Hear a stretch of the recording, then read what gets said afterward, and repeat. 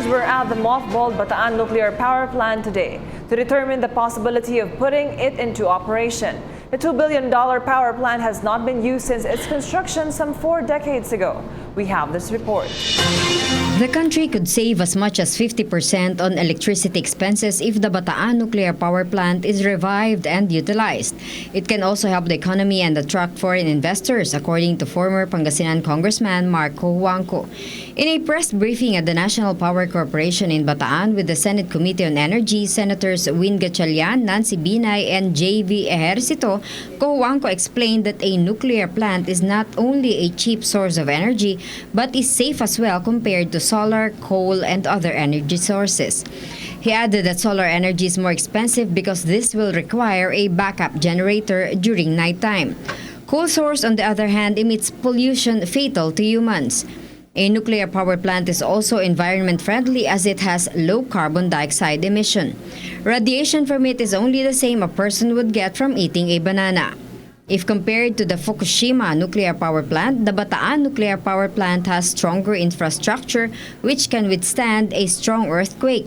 It is also safe from tsunami as it is situated at 19 meters above sea level. The 3 senators also conducted BNPP site visit and inspection. Senator Nancy Binay says that the issue on the nuclear power plant should be discussed immediately in the Senate. I think ang kinaganda ng pagbisita namin ngayon kumbaga mauumpisahan na yung pagtalakay pagdating dun sa policy natin sa nuclear energy.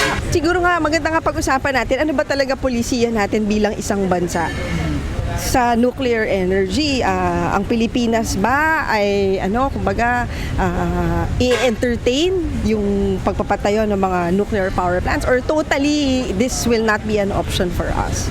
So magandang pag-usapan to at kumbaga pagdebatihan as a policy we're not just talking about Bataan nuclear power plant.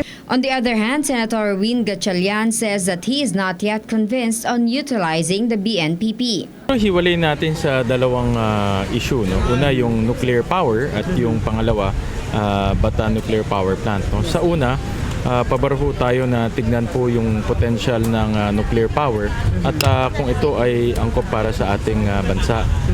Lumalaki ang pangailangan natin sa elektrisidad. So tingnan natin yung lahat ng iba't ibang sources of power, no, including nuclear power.